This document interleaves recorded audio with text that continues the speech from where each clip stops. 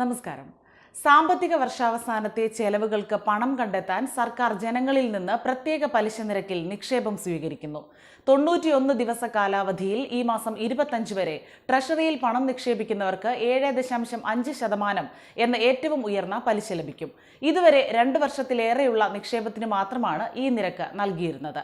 ഈ നിക്ഷേപം പിന്നീട് സംസ്ഥാനത്തിന്റെ കടമെടുപ്പ് പരിധിയിൽ നിന്ന് കേന്ദ്രം വെട്ടിക്കുറയ്ക്കുമെങ്കിലും തൽക്കാലം വേറെ നിവൃത്തിയില്ല. കുറഞ്ഞ കാലയളവിലേക്ക് ഉയർന്ന പലിശ ലഭിക്കുമെന്നതിനാൽ നിക്ഷേപകർക്കും ഇത് അവസരമാണ്. 1 ലക്ഷം രൂപയ്ക്ക് 3 മാസത്തേക്ക് 1875 രൂപ പലിശ. മുൻപ് 2021 ട്രഷറി പലിശ നിരക്ക് കുത്തനെ കുറച്ചപ്പോൾ അത് പ്രാബല്യത്തിലാകുന്നതിന് മുൻപ് ഉയർന്ന പലിശ നിരക്കിൽ പണം നിക്ഷേപിക്കാൻ വൻ തിരക്കായിരുന്നു. ഒറ്റയടിക്ക് 3000 കോടി രൂപയാണ് അന്ന് നിക്ഷേപം ലഭിച്ചത്.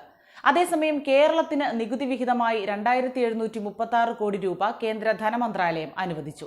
28 സംസ്ഥാനങ്ങൾക്കായി 1,42,122 കോടി രൂപയാണ് അനുവദിച്ചത്. ഏറ്റവും ഉയർന്ന നികുതി വിഹിതം ലഭിച്ചത് ഉത്തർപ്രദേശിനാണ്. 25,495 കോടിയാണ് ഉത്തർപ്രദേശിന് അനുവദിച്ചത്.